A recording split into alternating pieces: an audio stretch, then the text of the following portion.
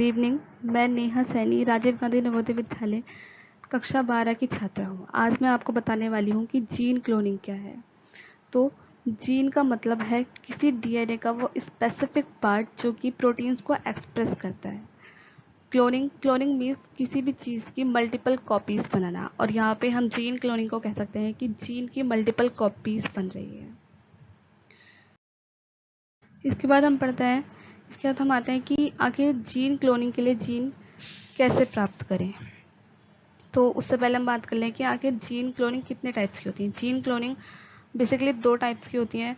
अगर हम PCR method का यूज़ करके जीन क्लोनिंग कर रहे हैं तो इसको हम सेल फ्री क्लोनिंग बोलते हैं।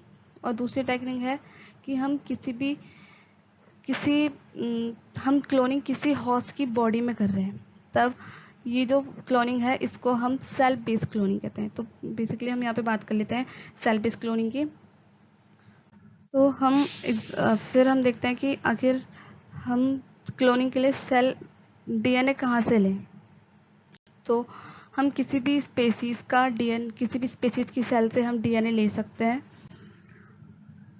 फिर है कि हाँ, किस क्लोनिंग का फर्स्ट स्टेप क्या है। फर्स्ट स्टेप है कि सबसे पहले हम डीएनए आइसोलेट कर लें। सेकंड स्टेप कि जो डीएनए है, डीएनए को डबल स्टैंडर्ड डीएनए को हम अलग करके उसके स्ट्रैंड्स को हम अलग करके उसके जो वांटेड जो हमारा जो स्पेसिफिक पार्ट हम इंटरेस्टेड जीनोम जो हमें चाहिए उसको हम जीनोम को हम अलग कर लेंगे और उसको वेक्टर मॉलिक्यूल्स के साथ मिक्स करके हम उसको हॉस्ट की बॉडी में ट्रांसफ़र कर देंगे। वेक्टर मॉलिक्यूल एक डीएनए मॉलिक्यूल है जो कि जीनोम को या फिर हम डीएनए को किसी दूसरे अदर हॉस्ट की बॉडी में ट्रांसफ़र करने का काम करता है। तो सबसे पहले जो हमारा इंटरेस्टेड जीनोम है उसको हम ले लेंगे और वेक्टर मॉलिक्यूल्स के साथ एक ट्यूब में मिक्स करके उसको हम बैक्टीरियल सेल या फिर हॉस्ट सेल पे हम भेज देंगे। फिर वहाँ से वो मल्टीप्लाई होगा, वहाँ पे उसकी मल्टीप्लिकेशन होगी और वहाँ पे अलग अलग उसकी कॉपीज़ बनेगी। उसके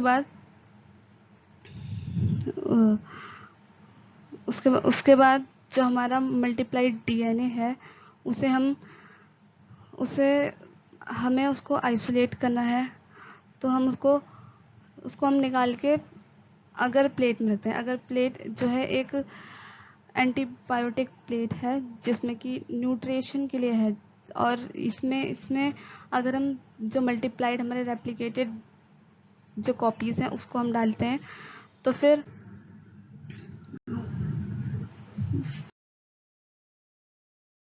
वो मल्टीप्लाइड जो डीएनए है उसको अगर प्लेट में डालते हैं तो वहाँ पे इनका न्यूट्रिएशन होता है और ये और मल्टीप्लाई होते हैं और अच्छे से रहते हैं।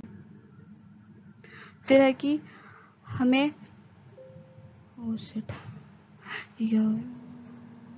हमें किस किस चीज़ की ज़रूरत होती है।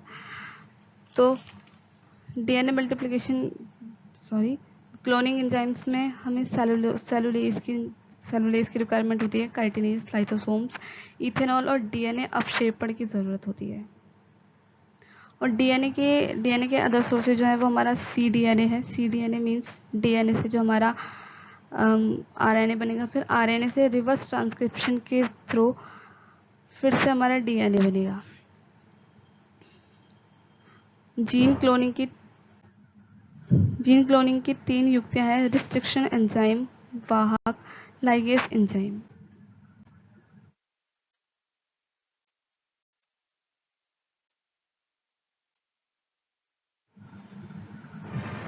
फिर है कि इलेक्ट्रोफोरेसिस विधि के द्वारा कटे वाहक की डीएनए व टारगेट डीएनए को पृथक कैसे करें।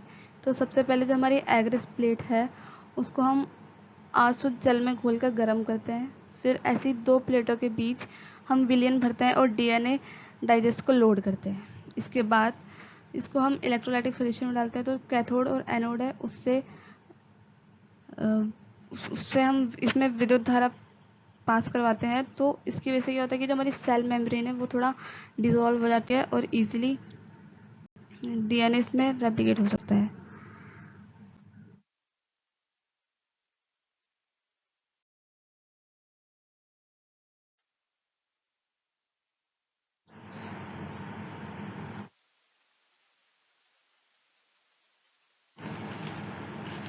डीएनए क्लोनिंग के लिए हमें डीएनए क्लोनिंग के लिए सबसे पहले तो सेल में विद्युत धारा पास करवाई जाती है, जिसकी वजह से ये जो है वो डिसॉल्व हो जाती है।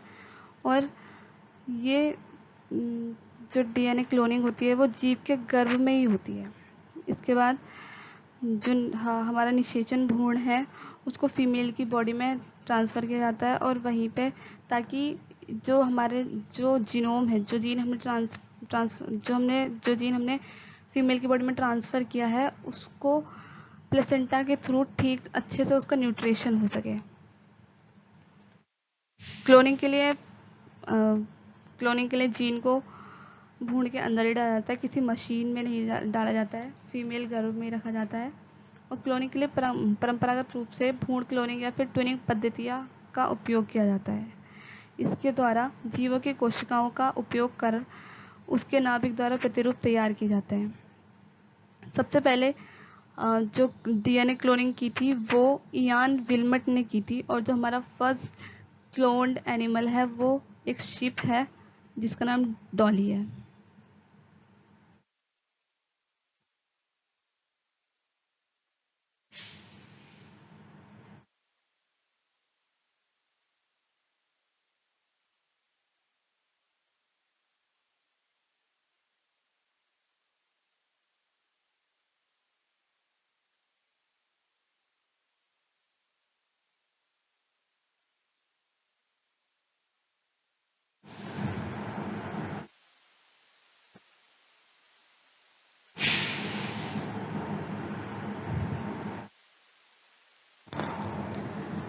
इसको रोकना था, इसको रोकना था। इधर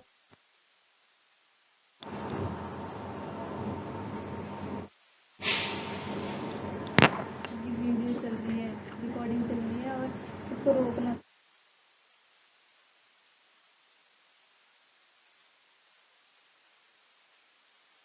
रोकना था। मैंने ऐसे बात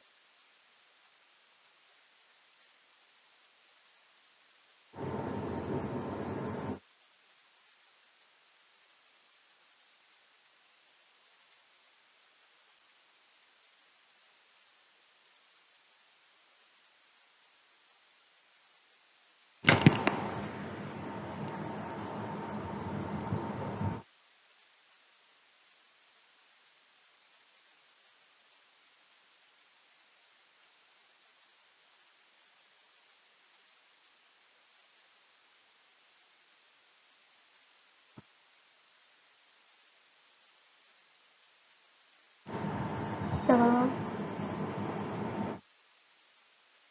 हाँ बोलो, तो कुछ बोलने के लिए तो होना चाहिए। इसमें कुछ समझ ही नहीं आ रहा, तुम्हें बोलूँगी क्या।